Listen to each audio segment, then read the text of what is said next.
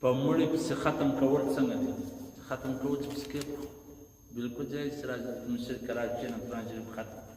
دای به نه کوي چې ته به طالبانو ختم کوي او خپل د پاکستان جیج طارق جمیل صاحب یو موږ ختم ته پښنه وایو دوی میچ کاټ باید هر سړی په خپل مړي پسې په خپل تلاوت وکړي په خپل اعمال پسې وکړي په خپل دعا پسې وکړي دا نه دي زه دې ته وایم دا زموږ مړو ته وایم دا زموږ خلکو ته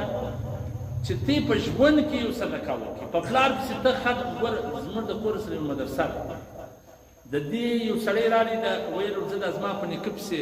ختم کوم نه چې څلوېښتي یې ده که کال پرې کېږي د یخونو په یو کال چې ډېر یخ و هوارو یخونه چې ولاړ ما ورته ویل والله که د هغه ځای د مسجدانو د رافظانو شی لالانې پروت سې موټ ناست مال ورسه د بازار سه یو فرش راوه د حافظانو لاندې که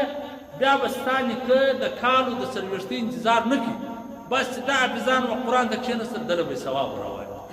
خو بس موږ په مساج کې دا ده چې د سوچ غارې نه وي د پلیټو شرنګارې نه وي دې ته خوند نه ورکړي دې ته خوند نه ورکړي راشي دلته طالبان هم د څه به کسه وباسي راشي کور ختم خلاص د حافظانو په کلاس کې مثلا حافظانو ته وایي چې زما په نیکه پسې قرآن ختم کړه ثواب یې وروبخښه در دا ډېر شي چې ستا روان دا یوه ګنټه څومره قیمتي ده هغه استاد کتاب کتلی راشي سبق ورته وایي دوی حافظ ملایان مې ولیدې کور ختم اخر یې نو هلته د درونیانو سره کښېنوي دا ته یوه ورځ زموږ طالبان مې ولي ورموږ یې درونیانو سره کښېنوي دا نه دي چا کړه دا طالبان نه دي والله که دا دومره ستا د مړي په بخښنو خوشحالي لکه د مدرسې په چټۍ چې خوشحال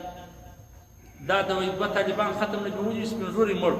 عادي چې ختم وکړي ډوډۍ وخوړه خو نو مدرسه هم چټۍ څه کسه کړي ولدي چې راووت وي دوه سپین ږیري نور دی په لکړه روانې ولاړې وه بل ته ویل دوې چټۍ خو نور دا دي روانې هغه ونه ستا په غم کې